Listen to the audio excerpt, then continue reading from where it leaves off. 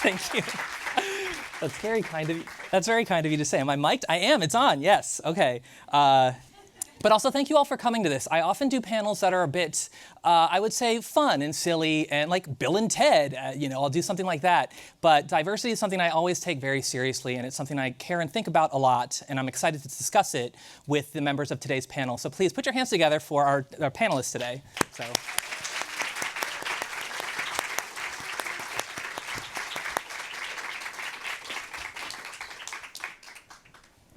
Did I get it right? We're supposed to sit under our pictures. So a super photo op. Doreen is, I think, getting off of a plane and will be joining us during the panel, and we'll give her a warm welcome when she arrives.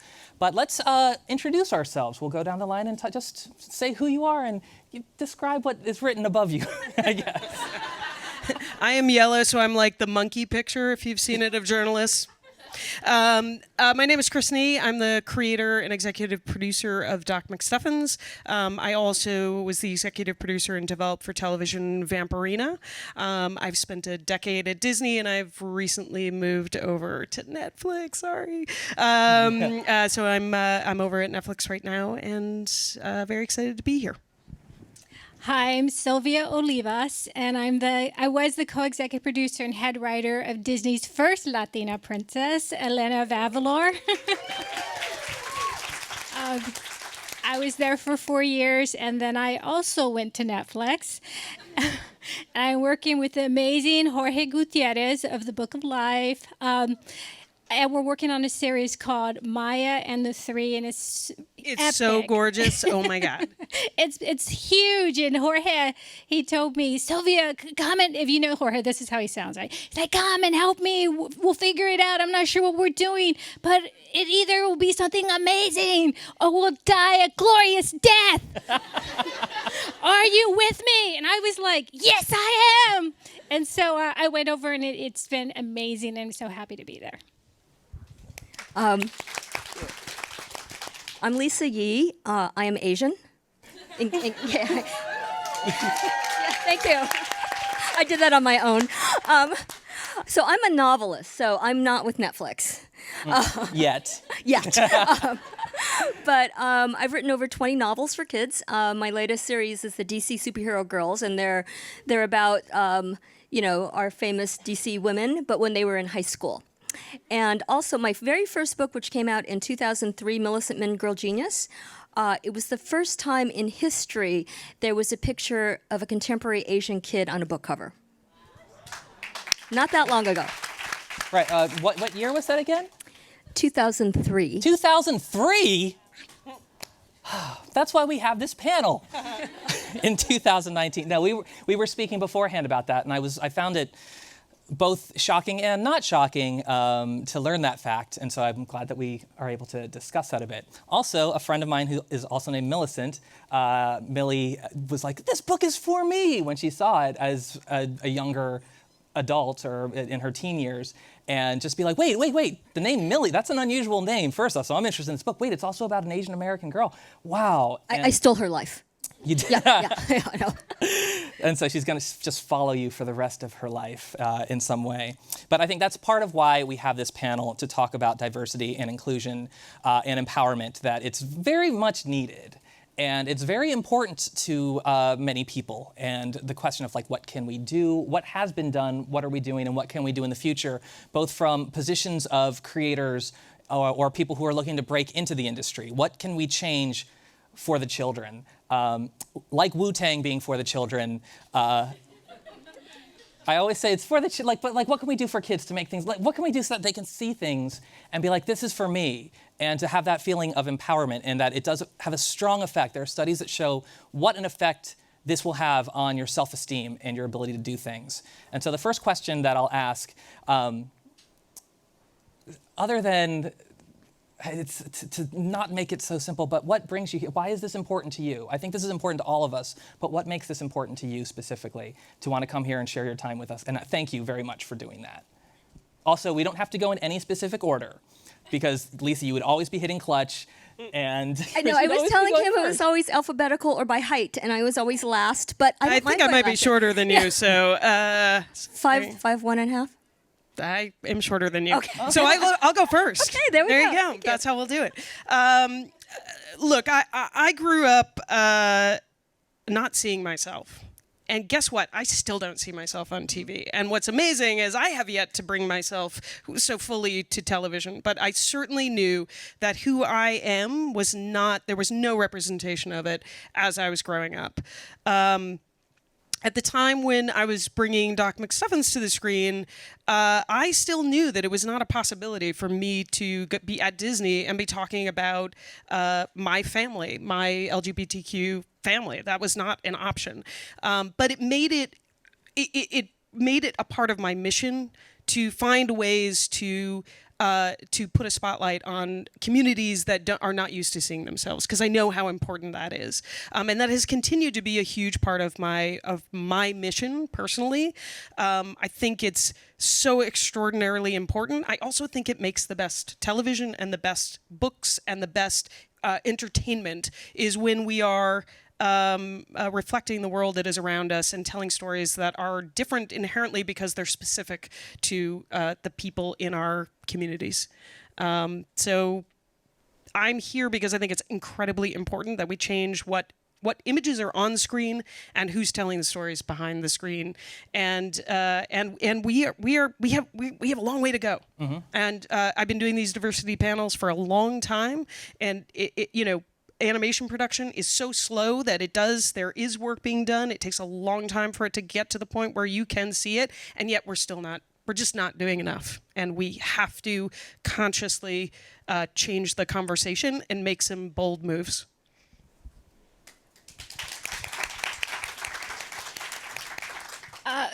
When I was a little girl, and I say the story all the time, and it's true, I always wanted to see a Disney princess who looked like me. I wanted a Latino princess, and I can't believe that that little girl grew up and she got to be the head writer and co-executive producer of that series. And now little girls and boys come up to me and they say, I see myself. She eats tamales like I do. Well, it's almost like there's validation. And if you don't see yourself, you don't believe it's possible. So I show up to these diversity panels because I want to say, hey, I'm here. I'm Latina, second generation Mexican American. I'm co-executive producer of 2 big shows and head writer, and it's possible. It's possible. And it's important because I have a son. He's 11 years old and he's here. It's right there. And I want him to see himself too. I don't want him to, turn on the TV and see Latinos who are gang members or just not doing positive things with their life. I need to change the narrative for him. He needs to see superheroes too, and so that's why I'm here. Yeah, when I was growing up, there was like the story about Ping and 5 Chinese brothers, and that was pretty much it, but I grew up in LA, and race wasn't a huge issue when I was growing up, but then I moved to Florida. Oh, I know. Why did you do that? I work for Walt Disney World as a writer-producer, and I went into shock. I mean, the first month I was there was a Klan march. But my world had been so isolated in LA, and when I went to Florida, I realized, oh my God, there is this other world out there. And when I wrote my first book, Millicent Man, Girl Genius, I just wrote about someone who was like me. I mean, not that I'm a girl genius, but that she was Asian. But it's interesting because I'll have kids come up to me. I do a lot of school visits and things like that, and they would start crying. Because it's like the first time they saw someone like themselves in a book, because her race just happens to be part of the fabric of the story. I mean, she's not an immigrant. She's not, this is about a contemporary Asian American kid. And then a lot of times the kids will start crying, and I never know what to do, so I start crying to embarrass them. And then, but really, I think that we need to see more of ourselves and more of the other people that are out there that are different too. I mean, so that's why I do what I do. I want to add that, when I wrote my first book, I did not have a political agenda or anything like that. It was just I want to write these stories. I just want to tell these stories. Well, I always say with Doc that, it will be remembered for her being African American. It will be remembered because of the medical content. It will be remembered for all these other things. But that's not why it works. It works because it's every kid's wish fulfillment to talk to their toys and their toys to talk back. And so what I always say to people is you can't start with the issue. You just can't. You have to start with the incredible story that is kid-driven, that is heart-driven, and find your story, and then decide, how you're going to reflect a different version of the world in telling that story. But when you start with the show that the checklist. Yes, the checklist. Those shows don't catch on. They may be perfectly right in every way, but you have to be a writer first. You have to have real. You have to go for the storytelling. So I believe in that. I think that is so true. Especially with what we do with kids. Because, like for books, for example, an adult will pick up a book, and if they don't like it, they will plow through it. I mean, they will continue to read it. A kid won't. Yeah. They don't have time. Same for TV shows. It's like if they don't like it, they're not going to watch it. So you have to speak to them in order to engage with them. This is already going in a very new and exciting direction for me. So let's. No, you had said that storytelling is the big part, and that it doesn't have to follow. It should not be following this, just a checklist of doing things. And I think about that a lot as a writer, and that you have to be able to tell a story that people care about, and that these are characters that we care about.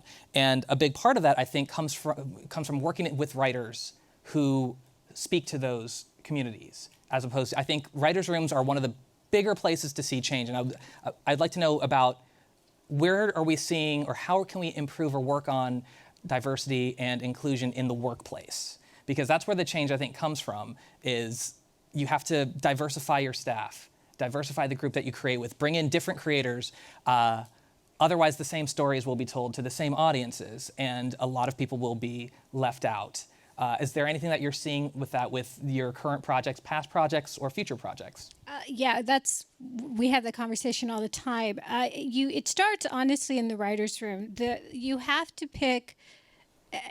When I was working on Elena, I wanted writers of diverse backgrounds, and not just Mexican and Cuban and Puerto Rican, but also Ivy League, community college,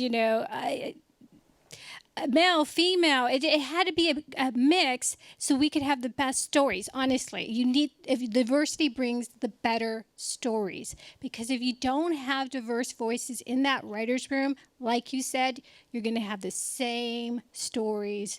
And it's going to get boring. And like you said, my son, he watches Netflix and he'll stop in 5 minutes in. That's Act 1. So he's like, oh, I already don't like it, because he just can't relate to it. And so we have to find things that the only way to relate is to be organic and to be honest and to be vulnerable and to fill your writer's room with diversity. So then you have the better stories. Yeah, I mean, it is a multi-layered problem, right? So especially in animation, I would say one of the problems is we don't look like the place to go if you don't look like the mainstream white guy. Traditionally, why would you go into animation? We have not created a space where people are seeing themselves and therefore going, oh, that's a space for me. I mean, 20 years ago when I moved out to LA, I remember actually looking at the credits to see if women were writing animation. Now, I'm too much of an asshole to not come when I didn't see any women writing animation, so I came anyway. But we have to know that we are either showing an open door or not showing an open door first by showing by what is represented on screen, and then we have to encourage. There are a lot of people who already have the experience, and those are the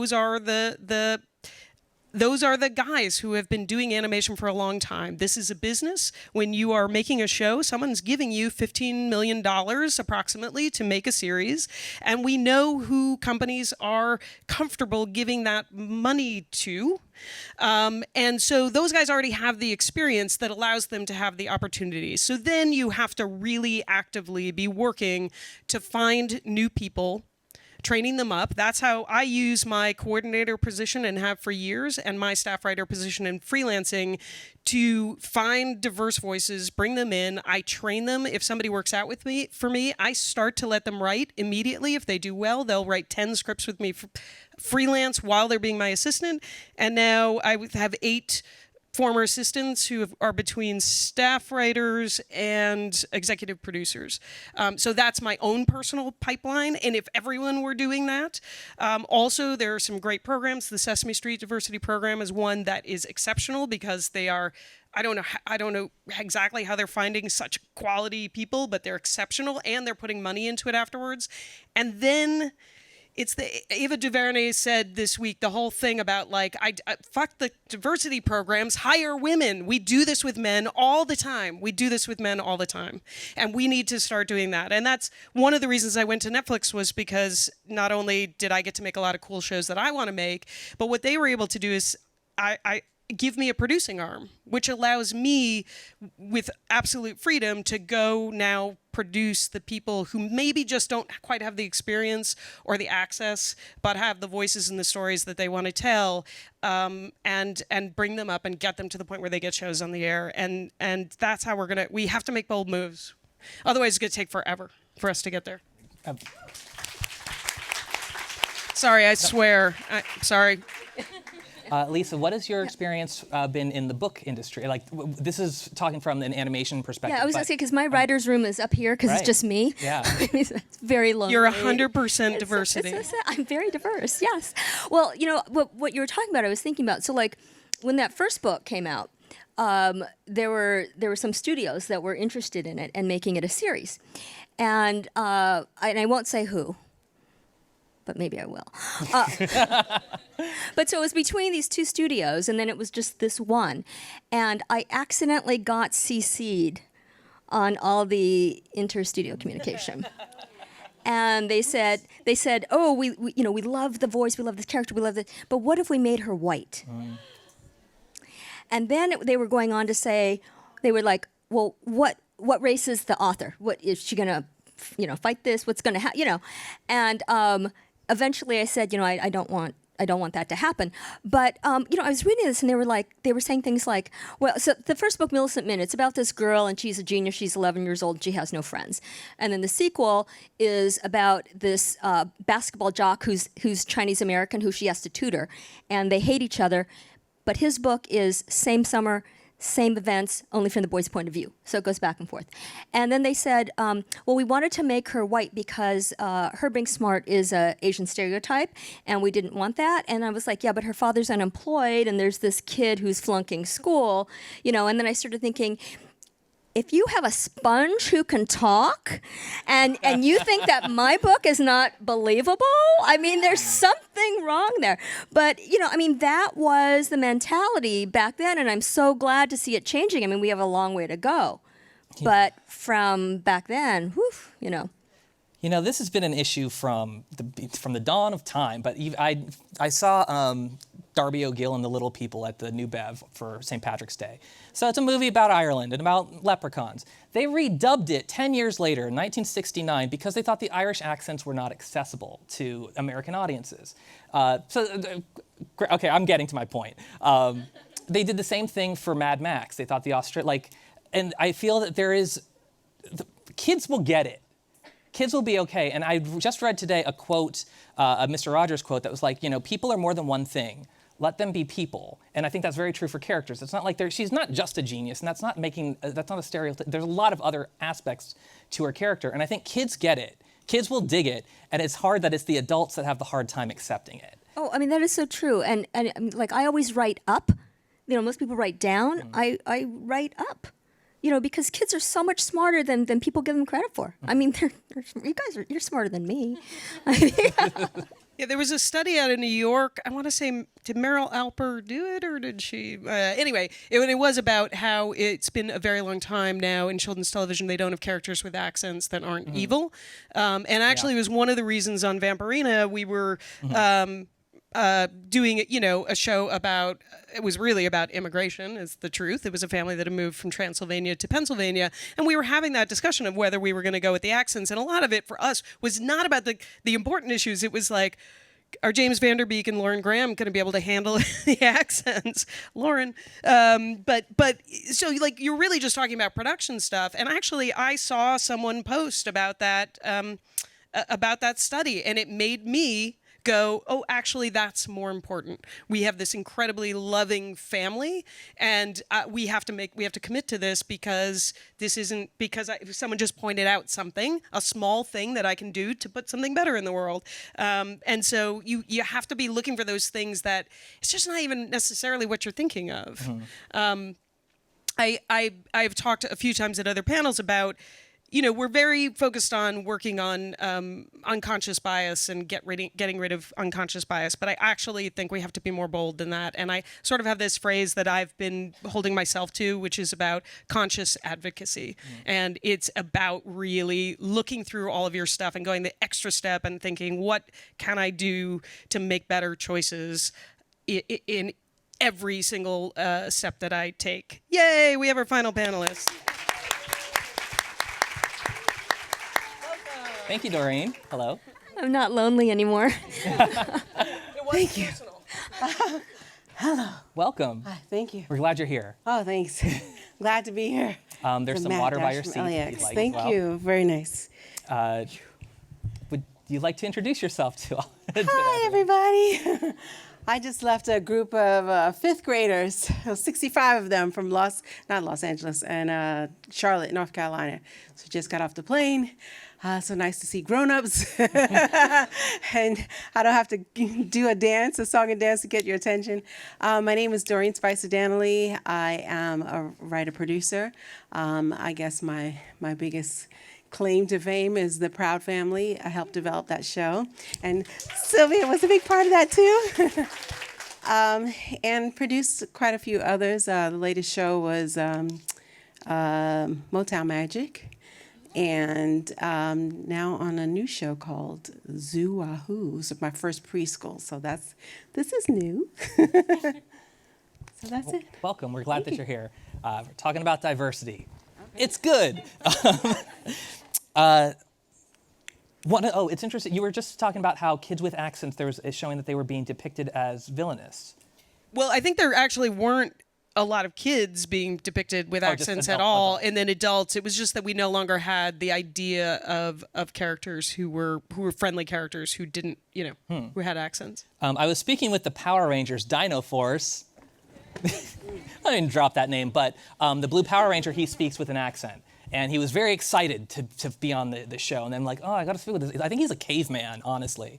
And it felt very weird. But he had then spoken with fans who were like, English isn't my first language. It's really cool to see someone who English is not their first language. And also, like, in this time period, it's not their first time period. But how inspiring. And he was just like, then he kind of clicked in his head how important it was to show that depiction. And I think that's very important in the fictional world, because we're talking about things behind the scenes, and then there's also in front of the screen or in the book that's work that we can do behind the scenes. But also, what do we bring to our storytelling, to our characters? Why do we have to choose this, like you said, consciously? You have to make the effort. And it's difficult. It sucks for all of us in this room, because I think we have to make more effort than the people who could put in less effort and make a lot of change. Like sometimes it's like, they're not gonna do it. It's like, man. So it's gotta be us, from like ground level stuff, like a show that I'm staffing like right now, like a very small minor thing. And I have to be like, I'm really gonna put a big effort into this. And it's 10 times harder for me to do this with my limited resources in my mind. And it's gonna be 50 times harder for you, but it's worth it. Again, we do it for the kids. We do it for the children. So I was kind of curious, moving from behind the screen or behind the books into our brains, but into the worlds that we depict. Right. How do we do it? How can we do that? I know it's a big question. Sorry, you got to solve it. She's the latest one here, so go ahead. You can start. Or tell us about anything of your experience with the Proud Family, with making that happen. Well, I think the biggest thing is for me is to make it personal to my life.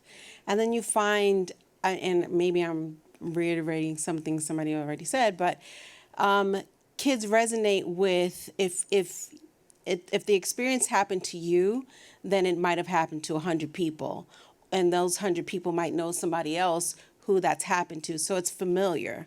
So I loved being a teenager. I loved being a kid, and I loved all the experiences. So I didn't think too hard about what the audience might like or understand. I just thought, let me write my story, and then kids will possibly resonate with it. And thank God they did.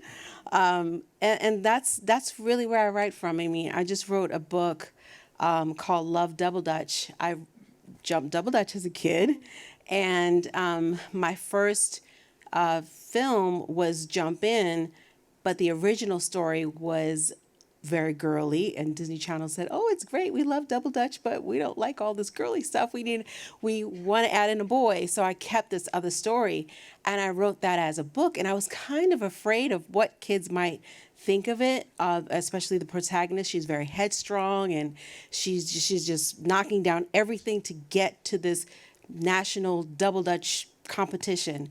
And I wasn't sure how kids would take it, but I'm listening. Again, I talked to 65 plus fifth graders, and they all resonate with somebody, either the character or the characters around her. They understand what's going on in the story with the bullying and, wanting something so bad, or their parents not paying attention to them, or wanting their parents to be more involved with them. So they were really, really articulate about what is going on in their lives, and they were just forthcoming with it.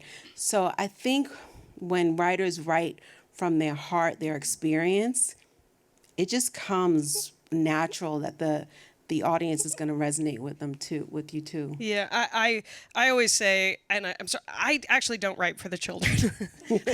I love the kids. That's not what I'm writing for. I'm writing for myself. I'm writing out my own. I think so many. It's nice to hear someone who works for kids who says, like, I had a happy childhood. Like, I'm working out a lot of stuff that where I felt really on the outside as a kid. And the great kids writers to me remember something about how they really remember what it felt like, the good and the bad. And I think that's the great gift that people who are good in this business, and not everyone has some access to that.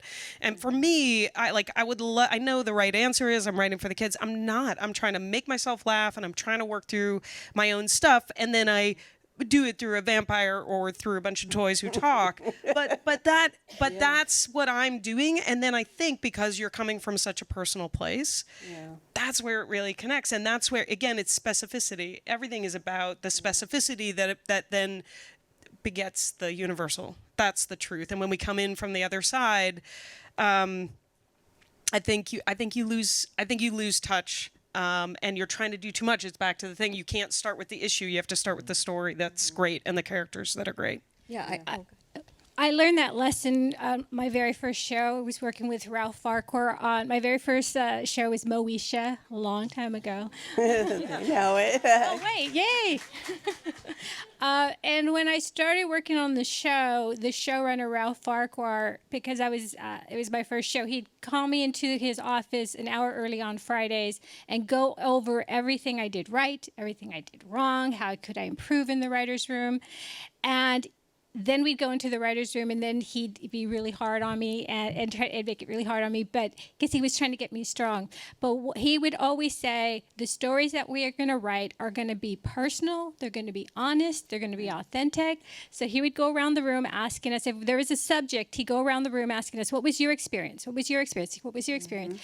And I remember there was one thing I did not want to share with this writer's room, and I was terrified. My face was red, my voice was shaking, my eyes were watery, and I shared it, and after I was so upset with him, and I went to my writer's room, I went to my office, and I was like, I saw him walking by, and I'm like, Ralph, get in my office. And I was like, what am I doing? I'm like a staff writer, I'm yelling at my boss. And I was like, why did you tell me, make me say all this personal stuff in the writer's room? You don't care.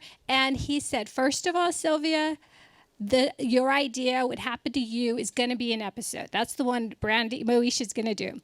Secondly, there are a lot of mediocre writers in Hollywood. And if you want to write on the surface, sure, you'll have a fine career. But he goes, your best pitches, your best stories happen when your eyes are watery, your voice is shaking, and your face is red.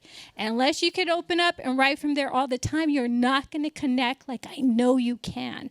So I've been doing that from Moesha to Maya and the Three. Just it doesn't matter if I'm doing animation, if I'm writing Olivia, who's a pig, or the Pound Puppies, or whatever I'm doing. I wrote on Olivia. Did you? Yeah. Yeah. Were we at that big? Yeah. I was pregnant.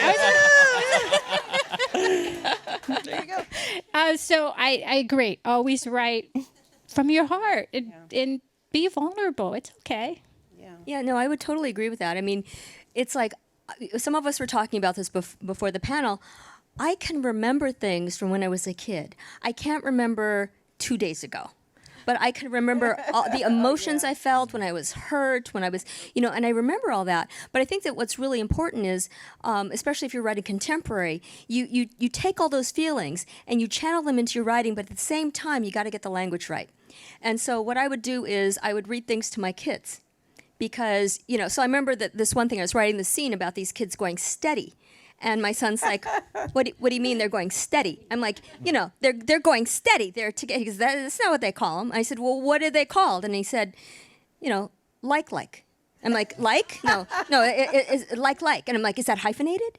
But I mean, you have to also do your research, because if it's not authentic, then you're going to lose your audience. Yeah, kids especially, I think, have a high bullshit tolerance. Oh, yeah. And like you said, they'll put the book down and they recognize hurt because they hurt. Oh, man, I don't get hurt because I built a big wall. But like kids hurt a lot. Like they feel it, like it's very emotional. And you got to, you can't just say they're like high opera. They're like high, low, it's extraordinary. The other thing I wanted to say, and I think everyone here would agree, especially the people in TV, is like, your job isn't to change the world first.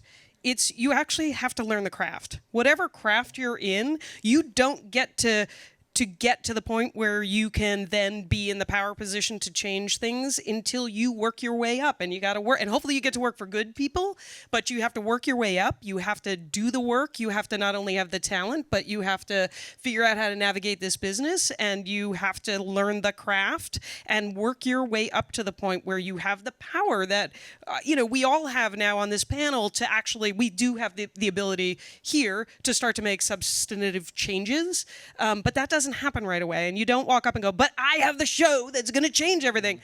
Great, get in line and go learn the process and put in the work that you have to do to work your way up in this business. It's still a business. Yeah, I have to say it's a really exciting time to be on TV, especially for children. They are growing exponentially faster than we did when we were kids. So they are absorbing everything that's going on around them. They're more emotional. But it's a time to do something different. And I think if we've seen the same stories over and over and over, we probably could recite them verbatim, what's going to happen next. And now that we're adding new nuances from different cultures and something that just pops up out of the blue, kids love that. They're like, I never knew that those people do that type of thing. Or I didn't know you could do that and get away with it.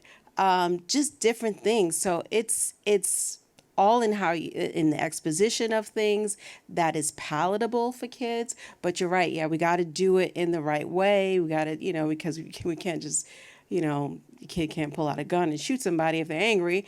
And we have to be able to just, tell them in story form of what's going on from the heart, from the soul, in a way that they can understand and it's not dangerous, but showing them something new. So having, the diversity of what's going on in TV is fabulous for now, and it's new, and it's actually a teaching time for executives. I'm finding on the show, one of the shows that I'm on, that I'm writing for now, they'll use words that think it sounds cute, and it sounds, but I can't say it without saying that it can be connotated as racist. And I have to give them examples that I don't want to give examples for. Like they're saying, if there's, I don't want to give it away, so I can't really say, but if, you're using a name of a street with a food and you are connotating it to a certain part of town where most of these people live, that could be considered racist. Like as if you say, bad example is if you're going into an African American town and you use a word like Chicken Avenue or Watermelon Street, that would be, it's that kind of thing. And unfortunately, you have to say, especially if you're a person of color on the show, like, you might want to pay attention to this word, and you have to tread lightly because you don't want to come in there and say, I'm the social justice warrior here, and we got to make some changes here. But you do have to say something because that's kind of your job, and you don't want the audience to call in and say, that's really racist of you. Right. So you're sort of protecting them, but you got to let them know nicely. Unfortunately, you have to be nice about it because you don't want to rub the creators the wrong way. It is. But yeah. We're all going to encounter uncomfortable moments in our careers. If you haven't already, you probably already have. It's unfortunate. There's a lot of burden on a lot of people who care about this and people in this room, and we're planting seeds, but I think the trees can grow faster than they used to. And that's a nice thing. That's a good thing. I mean, I really think we might see the landscape in 5 years is going to be real different. Yeah. 10 years, oh man, I don't know. I'm like, what a bright 2029. But I also want to be cognizant of time. So we're going to, if anyone has any questions for the panel, we can do a Q&A. We have people, I think, who will have microphones possibly. And we do, or do we not have microphones? Just want to. Okay, so they'll be coming shortly, and I see a question already, so remember what it is. And oh, here, I see what we're doing. Now I got it.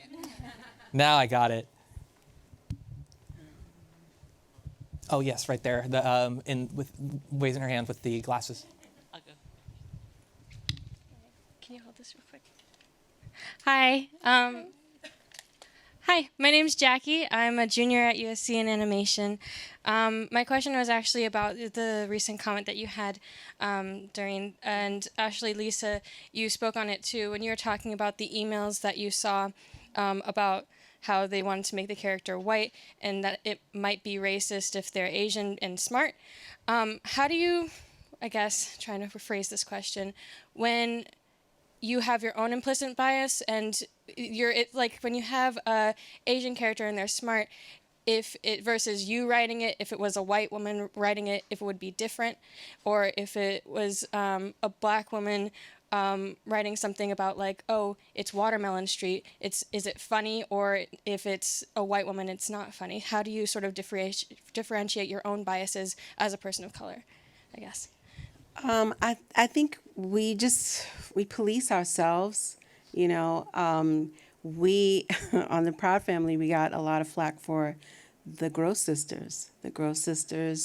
And just a fun fact, people thought we were being mean because they were blue.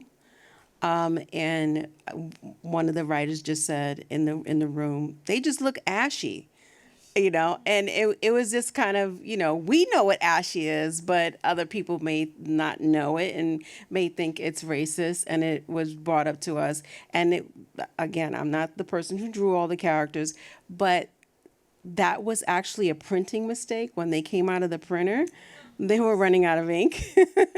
And Bruce said he just brought it into the room, and we just, made the joke, and it stuck. And but some people were like, I understand the Gross Sisters, I get it. And then some people were just like, this is racist, this is wrong. So sometimes you're not going to win with everybody. And other times I police myself. I wonder if certain things are going to look wrong. But then sometimes you have to go ahead and be forthright with what is your life and what is real to you. I forget the point I was going to make, is that it does depend who's writing it, because then you could defend yourself. But then there's some people when you forget that there's no color at all, or you say these are the characters and you remove the culture, sometimes that does a disservice to the audience as well. Because even though the kids, they may not see color when they're kids, as they grow up, things change. So I'm getting lost, but I think you get my point. I think as a writer, I do police myself on certain things. Yeah. So there's this big movement in publishing called Own Voices, where they, you tell your own story. But I also happen to write about white protagonists, and I'm not white. But, what they say is that, I know what it's like to be Asian, but I also live in a white world. So that's different than a white person writing just, all about like a Chinese person, because, unless they're really part of that world, it's harder to get that. But that said, just because you're of a certain, race, ethnicity, sexual orientation, anything like that, that doesn't mean you get a pass. Like, for example, I've written series for American Girl, and there was one about this Chinese American girl named Ivy. Well, I wasn't Chinese enough. I mean, I had her go to Chinese school, which I didn't do myself. So we had these experts come in to vet the story to make sure that everything was correct. And I had her parents own this restaurant, and I had all these foods on it that I had when I was a kid. But then this expert said, well, that's Mandarin, and that's Cantonese, and I didn't even know. I didn't know. So, I mean, that's part of the thing to get it right. So I think, things can emanate from you and should. But beyond that, you need to talk to people in the world, to get the story right. Yeah. True. Any other, I don't know who has the mic. All right. Hello. Hey. My name is Malia Dawkins Jennings, and I'm a writer in the diversity space, something that I've been passionate about since I was a kid, and it's just something that I've not been able to let go. And I'm looking at you all as dreams realized. And Ms. Chris, you said you got to do the work, you got to pay your dues. So what recommendations, and this is for everyone, do you have for a young writer, a young professor, a young dreamer, if you will, has 3 series in their back pocket and is trying to figure out what's the next step for them to reach their goals? Oh yeah, we only have 2 mics. So thanks. I mean, I've always been someone who has a hard time saying what the first step in is. That's always like everyone's story is a little unique in that, and being tenacious is certainly a big part of it. I think once you get your foot in the door anywhere, it's about really saying to people where you see yourself. And a lot of this is just really basic empowerment stuff. And I think a lot of people who are in the other space don't know how to take space in it. They're so happy to be there that they don't speak and dream and point to where they're going. So I really encourage anyone who gets their foot in the door to go find your person who you want to be your mentor and say to them, hey, this is where I think I'm going. Can I sit in on all of your meetings? Can I sit in on the production call? I won't speak. Can I do all of these things that show you who I am and start the process of learning the business? That thing of getting the first thing in the door, God, it's just hard. It's hard for everyone. And I don't have an easy answer for that. Like, every one of us has a weird story of how we broke, but keep doing the work. Keep writing. And we are also in a time where you can make your own stuff. So go make your own stuff. It's a different thing. And what I'm talking about is access to the $1 million, millions of dollars to do the shows on our level, but you don't have to do that. Write your book, write your script, go shoot something. There are so many other ways to get yourself out there that weren't when we were coming up. Yeah, I'm going to piggyback on top of that. She's exactly right. You don't have to wait. You can produce. And it's actually great when you come through the door and you say, I have something to show. But don't show your babies. Show your good ideas, but not your great ideas, or the ideas that are exactly yours, that belong to you, belong to your family. Don't give those babies away. Lock those up until you are ready to produce them. I think everybody gets hung up on the dream of being X producer. I think if you follow your purpose, why am I in this business? Don't think about the how is it going to happen. If you think about why am I doing this?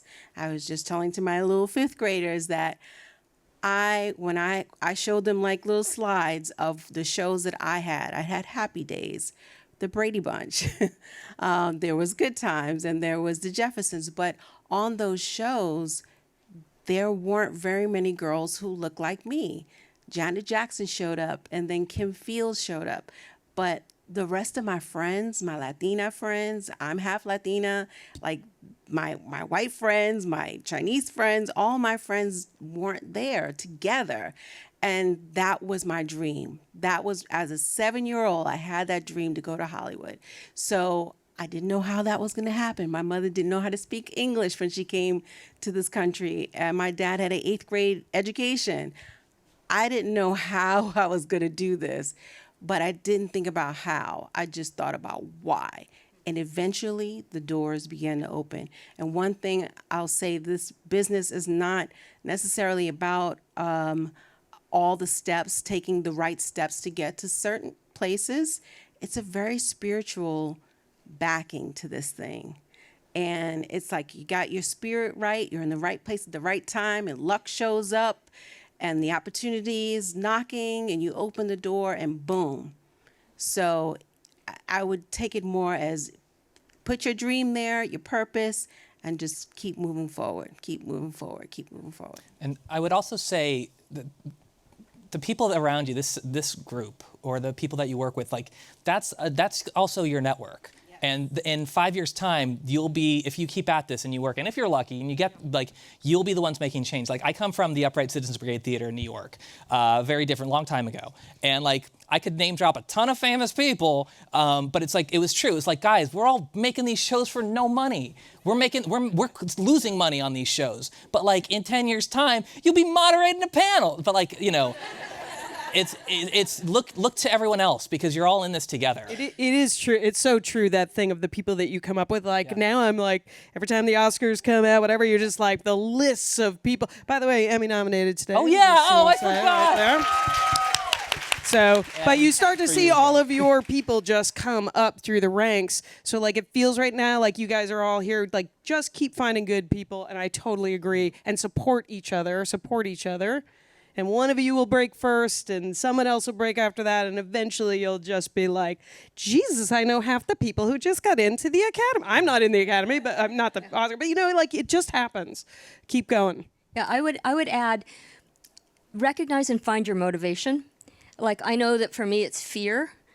Like, or because I sign contracts in fear of a lawsuit. I mean, truly, it sounds funny, but like my first book, I got pulled out of the slush pile. Do you know what that is? It's like if you don't have an agent or anything like that.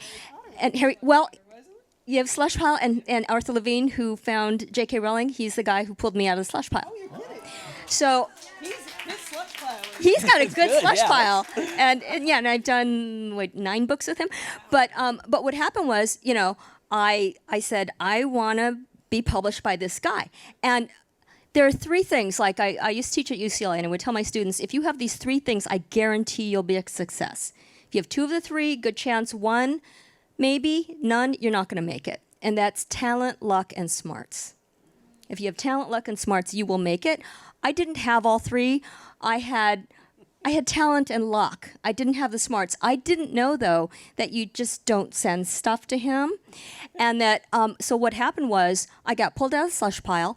And, he said, this book is great, but it's too Disney, because I was working at Disney at the time.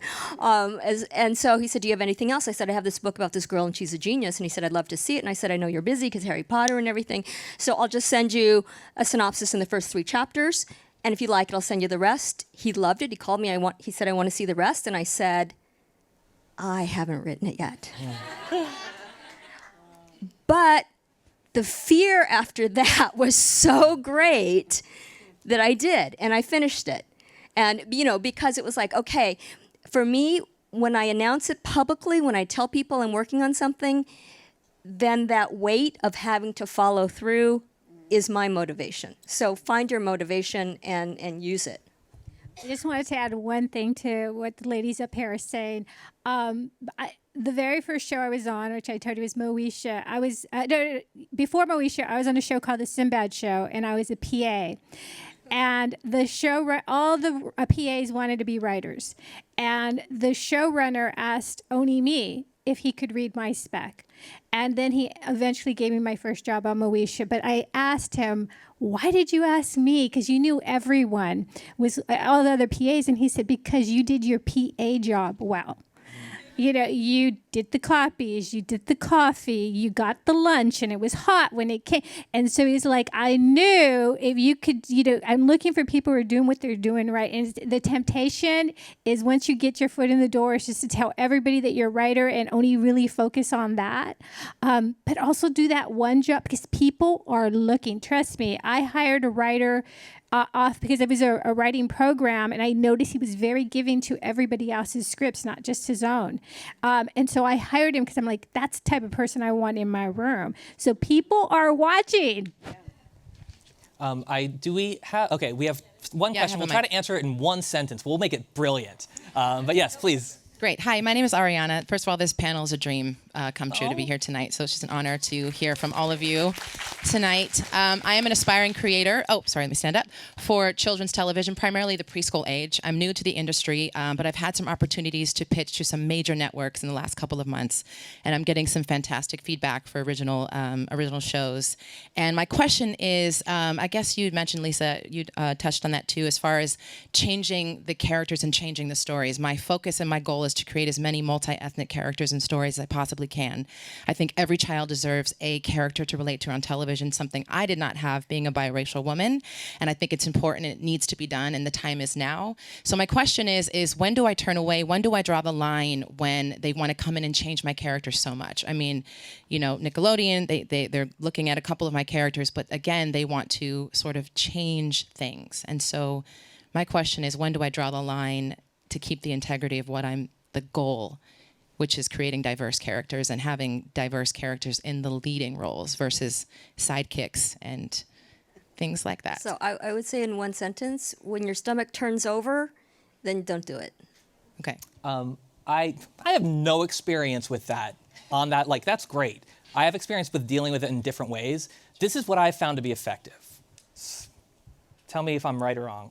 Because I get so mad. I get so mad. Like I had this conversation, I was so angry. This is more than one sentence, I'm breaking my own rule. I asked, why do you think that should happen? What is your reasoning for it? And often there is no reason. It's just like, well, because. And it's like, but because what? And you just keep asking the why. There's never a reason why. It's because they want it to seem more normal. I'm like, that is normal. It's like, why does that character have to be anything? Like, why does that character have to be in a wheelchair? Because they are. They're still allowed to go to the store. They can work with clay, just because. And that asking the why, I think, it's gotten me a lot better than having that fight, because I wanted to have the fight. I think it's the same thing. It's like, it's not scientific. It's if you feel it inside and you have a physical reaction, at least for me, then it's like, my body is telling me something and I need to listen. Mm. Yeah, I mean, I would say, yes, you have to listen. I don't even need this, but you have to listen to your inner gut, and also you have to decide what your overall goal is. Mm-hmm. And I mean, I was a writer for 15 years before I sold Doc. And I got to the point where I had a lot of power when I got to that place, and I have continued to then have more and more power. And I actually often talk about the way that I work, and I never spoke to them for the entire first season of Doc. People don't believe it, but working with consumer products. I understand that you can now go make your shows and have outlets for them and bypass the studio system. If you're trying to go through the studio system, you must understand you are dealing with a big business, and you're dealing with millions and millions and millions of dollars. And so the way you get to be someone who continues in this business is also figure out where those lines are. And believe me, I'm hard. I'm not easy. I don't make things easy always. So there's a little nodding over there from people I've worked with in the past. And I'm definitely have a strong sense of where my gut is and where I won't go. But also, I started a relationship with the consumer products at Disney where I said, look, I'm going to say yes to everything that doesn't bother me rather than on principle. You guys can't talk to me about anything. What, you want a cart? Okay, I'll put the cart in. Oh, that became a bestseller. Great. Guess what? That allows more people to make shows with African-American leads and also continues to put me in power so that the next time out, I can make the genderqueer character or the whatever. So I think it is both things. So I don't want to, but I also don't want to say like if you're getting these opportunities, you also have to think, is it too far? And I don't know that it is or isn't, but it is a long game, right? Yeah. So think both. And sometimes it's not your first show that you get to go, I'm fucking doing it all. It's your second show or your third show. So I just don't want you to leave with, I'm saying no, but also if it's one of those things and that we all have them where it's like, oh, that is not okay, also absolutely say no. Yeah. Can I just add to that? You have to evaluate where you are. You're beginning. You want to be able to go through as many doors as possible in this business for as long as you possibly can. If it's not, I think everyone is saying that, if it's not something you need to stick to, then, be a little loose with it. Get your first one done. Do it well, and then you'll get your next one. So when I was talking about those babies, keep your babies close first, get in the door, and do a great job, and then go forward. It is a big deal to get something. If you can get it, it's fantastic. And most of the time, sometimes they do have a reason why.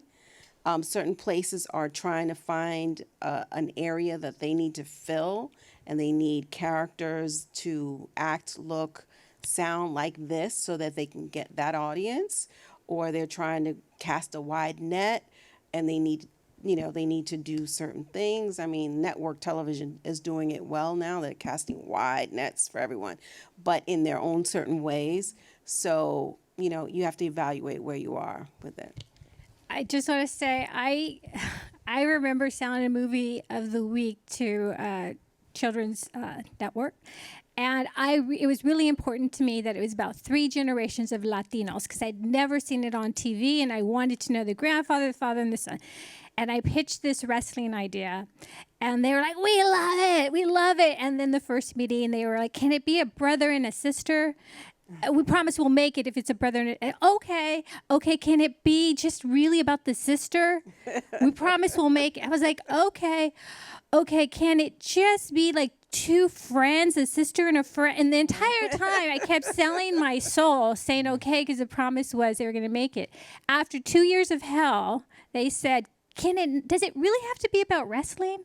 And I was just like, that's what I came in here for. So at the end of the day, what that taught me was when you know what you really want, what you're passionate about, what the story is really about, and you start to change it just because they want to, you're going to end up frustrated, upset, and even if they made that, it wouldn't have even been mine. I wouldn't have even been able to do what I wanted to do. So you'll know. You'll stick to your gut. Thank you. Unfortunately, we're out of time, but I do want to. Oh, did you have? Wait. Oh, no. Okay. I just wanted to say real quickly, Doreen developed The Proud Family, and that was the very first animation script I'd ever written in my entire life. And when I walked in that room and I saw her, like I was saying, unless you see it, you can't believe it can happen for you. She's the reason I'm in animation today. Wow. Oh, there you go. And I'm so proud of her and all that she does. I mean, I watch Elena of Avalor, and I'm like, oh my God, that's so sweet. It's all of the stuff. I'm like, I'm amazed. I'm excited to see what happens next in everybody's career here. So, and you guys too. I can't wait to see what he said. Like 2029 looks like it's going to be. It's going to be so different. It's going to be different. It's going to be amazing. fun and amazing. Yeah. I think that diversity it's what we are. And I'm kind of paraphrasing and simplifying. That diversity is what we are, and inclusion is what we do. And I'm looking forward to everything that we do and that you do. And plant seeds. It's frustrating because they're in the ground for so long. But just start planting seeds and start working. And then we'll see you guys in 10 years. It'll be so amazing. So anyway, thank you to the panel, and thank you to you for the audience.